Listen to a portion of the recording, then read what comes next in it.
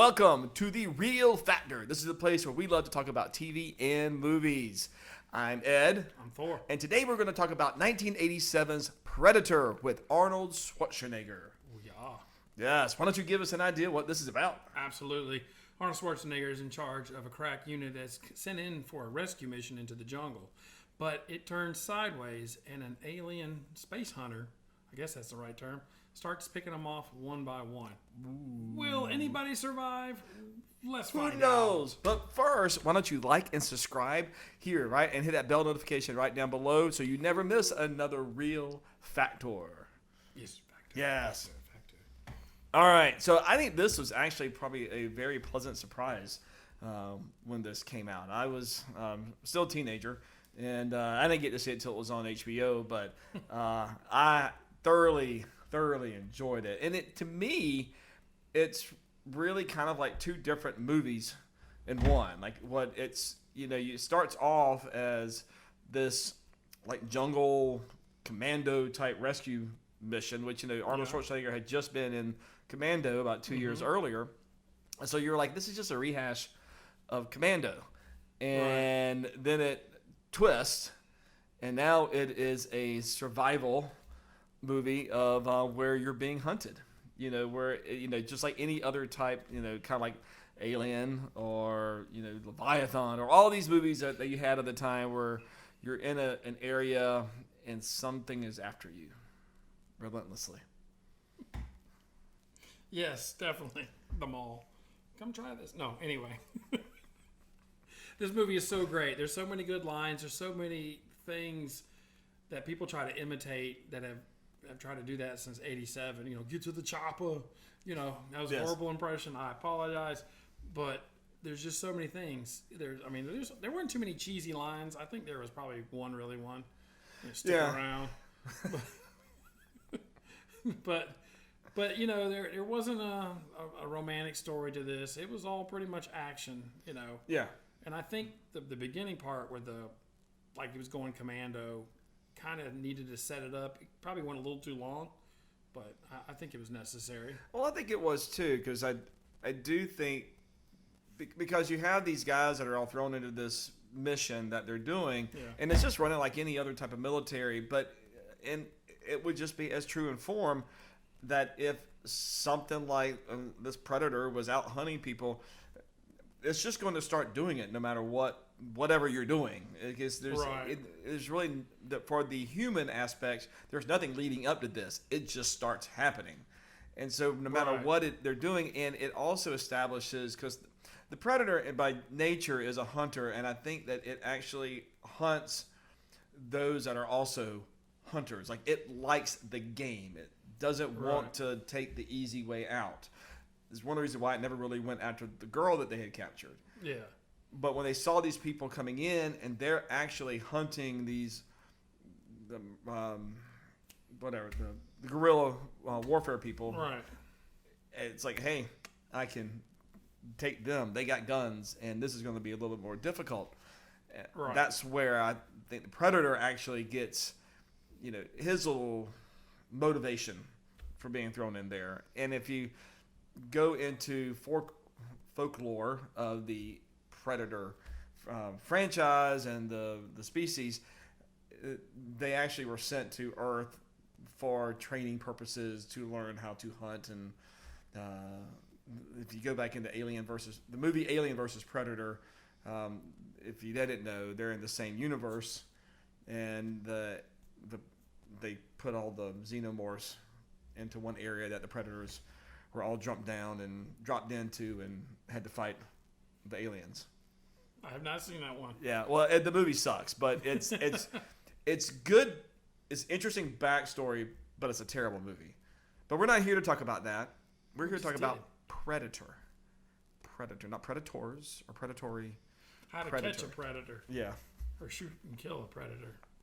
Yeah. Yeah. But no, I think it's the beginning part of it does seem like a different film, and it can be slow in some parts, but they really do keep it interesting. Like, I would like to know how that would have ended if that kept going. what would have ended? Well, I'm just saying, like, if you didn't have a predator in there and they were trying to take out this commando or this guerrilla area, and they're trying to save the information, and you got the well, they were told it was a diplomat or something. You got the CIA guy who's tricking everybody. Like, that itself is a movie, right? That you could have just made another movie and continued that on. It's almost like any kind of Jack Ryan show we've got now. Yeah, that's true. No, I think when you said at first that this group was just like the regular military group, well, no, these are like Delta Force, Navy SEALs, Force Recon, or something like that. I mean, they are an elite group, and as you saw, they didn't have like typical uniforms on. It's like you didn't mess with them. They knew each other's quirks. They knew what they were going to do. So when they went into that camp at first with all the guerrilla warfare, guerrillas there, none of our main characters got hurt.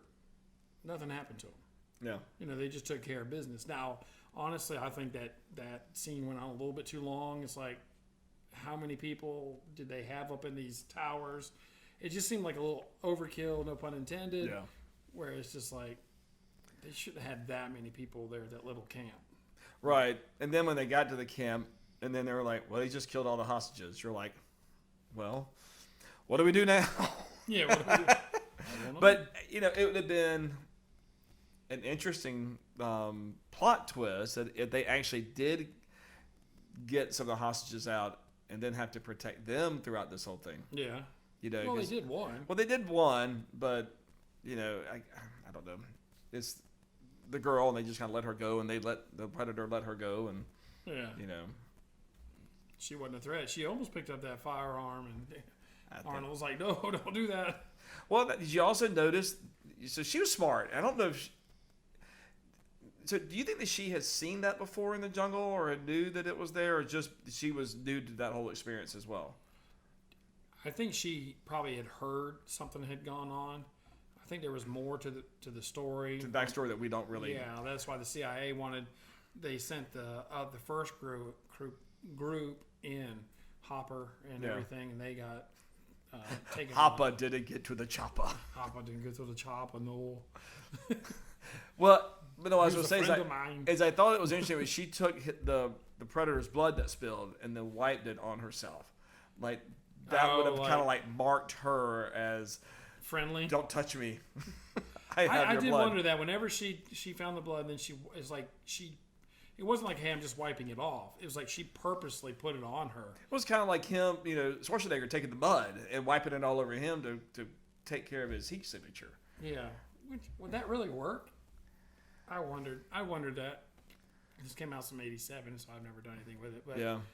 I'd wondered if that really would take it away, or if that would just... It depends on how cold the mud is, I guess. I don't know. I mean, it's the jungle, so how cold would it be? I don't know. But it was so great. So many great scenes. When he finally thinks he escapes, when he puts that mud on, and all of a sudden the water splashes behind him. He's like, oh God, he's right here with me. Right.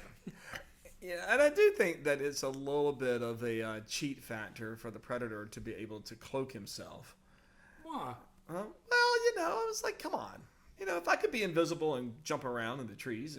Well, you could tell that he was toying with them, too, because there were so many times that he was spying on them that he could have just taken them out. Oh, yeah. Well, like when they, quote-unquote, captured him with the trap, they put him in the air. I mean, he was walking right up on Arnold Schwarzenegger, so he could have just shot and killed him. Right. But he was toying with him. Right. That would not have been a true hunt if he had just killed them. It would have been too easy. He had to make it difficult for himself. Had to make it difficult for himself. But that's what I'm saying. I think that's what the predator race is, that they enjoy the sport of hunting.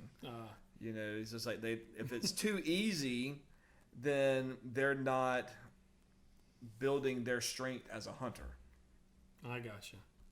See what I mean? It's just kind of like, whenever in movies where the two people, I think it's John Wick or whatever, where they both had guns or swords and one lost his, and so the other guy like threw his down and they just fist fight. People when they do that, like, well, like, we're going to be a fair fighter. Screw that. No. Woo, done. All right. I'm Indiana Jones. You got a sword, I got a gun. Have me a hamburger. Goodbye. No. And that's how you can tell it's movies. Right. Because in real life, if I was flying somebody and they drop their sword, I'm like, sucks to be you. Right. Stick around. That was the only cheesy line he did. Because what movie was it beforehand where like, or maybe it was after that. It's like he kept known for all the cheesy lines, and so this one he threw the knife and it stuck in the guy. And he's like, stick around. Well, Commando, he was really cheesy. That's what I'm thinking of. Then. Yeah. That was really bad because then after, well, he still had T2 a couple of years, 3 years after this, or 4 years. Came out in 91. But yeah. That's okay. It's all right. But I do, like I said, I like the fact that it just kind of kept up in the ante and that Schwarzenegger really had to use his mind to try to combat the Predator. It wasn't just guns and brawn. I mean, he had to figure out his booby traps and figure out how he was going to.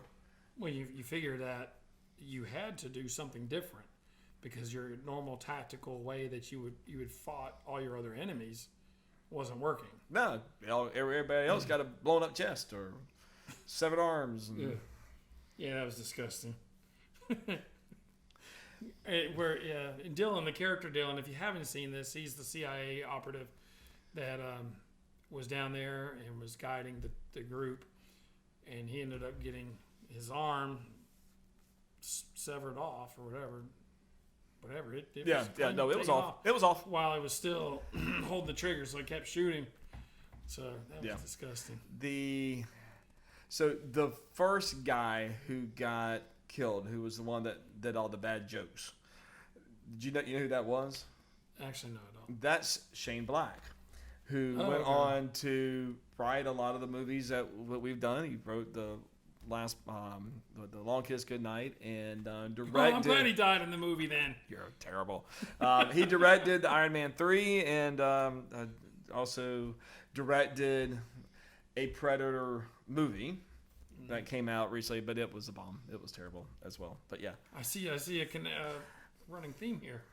He's actually gifted, but yeah. But I think it was kind of his thing. Why in the movie he always had a pen and a pencil or paper in his hand, and he was always writing because that's what he is. Well, the a second writer. guy who got killed was Jesse Ventura. Right. And do you know? I mean, of course, at this day and age, he's a former governor. He had two former governors in this movie. Yeah, true. But he was a wrestler, Jesse the Body Ventura. Right. But before that, do you know what he was? No. He was actually a Navy SEAL. Oh, was he? Yeah. Okay. So whenever I knew that when I watched this, that he had been a Navy SEAL, and I'm like, how crazy is he's the only natural one there. Everybody else is acting, and he's probably like, yeah, I used to do this all the time. This is nothing. But yeah. Anyway, so I thought that was pretty cool, but then they offed him pretty quick, and then Mac was his best friend, and I think Mac and Billy were my favorite characters. Mac. Yeah, Mac's. Yeah, but he's the one that kept seeing him in the woods. Yeah, I see you. What you think about that? We said it before we started this. When he sees the Predator, and he can tell that he's camouflaged and he's been in the light or whatever, and he's like, "I see you. Go ahead and take a shot. Go ahead and kill the thing." I know there's no sport in it, but who cares? He's already killed your friend. Yeah, the only thing I could think of with that is. Or two of them. Well, and he, the other guy was the tracker, but Mac he had some pretty smarts about tracking as well. Yeah. Unless he just figured that, I don't know, it wasn't the opportune time because you really, and that's, we'll get on this here, but you really felt the bond between Mac and Ventura's character. Yeah. So it was nice that there were little touches like that where he went to the body and did his toast to him. Yeah.